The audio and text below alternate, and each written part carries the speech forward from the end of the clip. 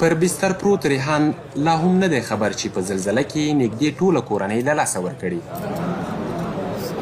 د هغه څوک نشته او دلته په اسداباد ولایتي روغتون کې د تیرو 3 ورځو راهیسې د یوه خواخوږي ځوان له لورې پالنه کیږي. د دې لپاره چې فکر یې بدل شي، هر سهار د همدغه ځوان په همکارۍ د څو شیبو لپاره له عملیات خونې بهر د روغتون انګړ ته راویستل کیږي، ګوندې د ځان له والي احساس ونه کړي. د کوچني ریحان پر بدن که ظاهري ټپونه اوس لږ لږ په رغېدو او دردونه یې په کرارېدو دي، خو د مور 3 ورونو او خور نشتون غم به یې د تل لپاره په زړه پټ ټپ او درد به یې ناپای وي. زه اوده وم او د روان کوټه راولم، د خپې دواړه د لاس د سهار 5 بجې راویسته. په روغتون کې لکه د کورنۍ د یوه غړي په څېر د ریحان پالنه اوس دې ځوان ته غاړې وتې ده.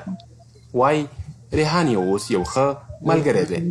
ریحان چې موږ ولیدو بیخي ځان ته و، دلته څه ملګري نور هم راسره و، نو موږ یې خدمت کوو، تر اخره پورې موږ خدمت کوو چې تر څو پورې ریحان خان ژوندی او موږ ژوندي یو، موږ یې خدمت کوو.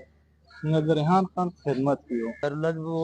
د کونړ څوکۍ ولسوالۍ د وګل دره کې وروستۍ زورورې زلزلې د ریحان د کورنۍ د 11 غړو ژوند واخیست. نږدې خپلوان یې ډېر له لاسه ورکړي.